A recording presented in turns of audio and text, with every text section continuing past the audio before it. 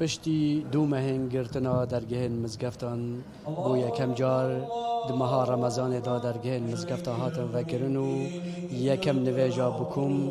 دگل تراویح رمضان هاتن انجام دان. مسلمان بجوش و هیجان چون یکم نویجا بکم لمزگفتان. گلک جهد خوش حالیه با پشتی اف ایشه دمایی کاتی یا جی برف دماهی و چوی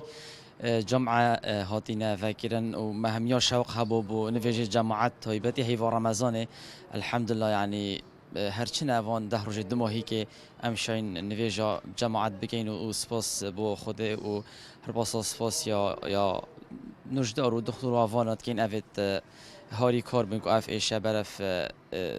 هكا نبيجين دماهی جي يعني برف دماهی و بچيتن سپاس.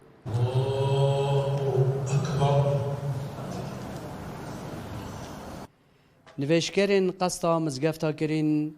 و کرنا درگه مزگفتان بججن ددن ناس کرن. افروکه وکی ججنه که بو هر مسلمانه کی کو درگه مزگفتا جارکادی و بونوه.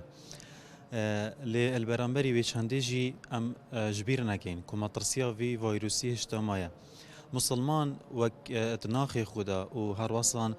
اساس خدا هاتناوی بو مزگفته هاتنا پاقجیه که کوب دست نویجه که مالا پیرموس مالای مزگفتا برال دهوک ده دست پیکا نویجه دا هیوی خواستن که او ویروسه به یک جاری نمینیتو جنویشکر خواست رینماین تندرستی به جهبینن جبو ساخلمی و سلامتی تفنویشکران. مالی ما افریقیا درگیت مزگفتا سرانسری کردستان هات نوکرنه ام پی خوشحال بین راستی چکی مزگفت یلکو گرینگت اسلام دا مزگفت بحشتت الله تعالی نال سروی عردی بجاوز زورا گرینگ بو سپاسدارین یعنی شکر خودت کین حمد الله تعالی کین کو در یه مزگفت هات یا وکرنه وجا اوه یلکو مهمه اوت هنا مزگفته و حتی کو نف بازار ریجی خلکی هشیار بیت یا خو پاراستی بیتن نف مزگفت جی چونا دست اکو دو و سروستویت اکو دو و بهنجین و کخین و اوه زورا گرینگ خلکی چونا دستی یعنی اوه زورا مهمه خو پاراستن هیوی دارین الله تعالی نجاحت و سرفرازی بدتا بسلمان همی خلق کردستان و خوشی و تنهایی دابن ان شاء الله آمین آمین. سلام بالای دنگ امریکا دهاک.